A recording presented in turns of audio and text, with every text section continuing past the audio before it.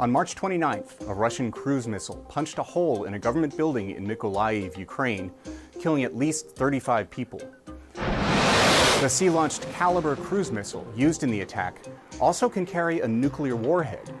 Many of the weapons Russia has used in Ukraine are nuclear capable, including the Iskander short-range ballistic missile that hit the Ukrainian town of Chapline in August, and the Kh-22 cruise missile that devastated a mall in Kremenchuk in June.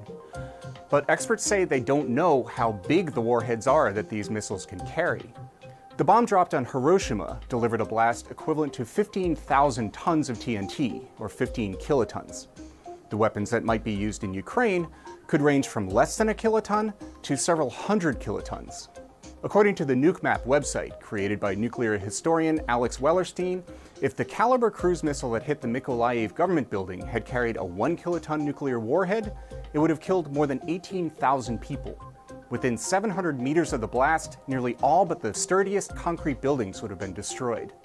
Everyone within 500 meters would suffer third-degree burns. Fatal doses of radiation would extend out 780 meters. Most people in this area would die within a month.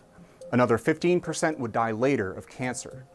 That's assuming the warhead detonates above ground, which does the most damage in the widest area. On the other hand, a ground-level explosion hits harder in a smaller area. The blast would destroy residential buildings up to 460 meters away, compared to 700 meters in an airburst. But within 220 meters, everything would be demolished. The ground burst leads to much more radioactive fallout as incinerated debris gets blown by the wind.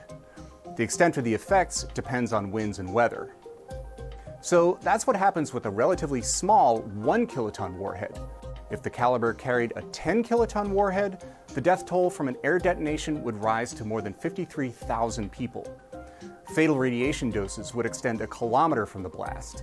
Collapsed buildings and third-degree burns would reach 1.5 kilometers away. Windows would shatter up to 4.25 kilometers away. Experts say the Kh-22 cruise missile that hit the mall in Kremenchuk can carry a 350 kiloton warhead. Had that been the case in June, it would have killed roughly 100,000 people. Buildings would have been destroyed up to 5 kilometers from the blast. It would have caused third-degree burns to people nearly 7 kilometers away. Depending on the winds, a surface detonation could have sent radioactive fallout all the way back to Russia.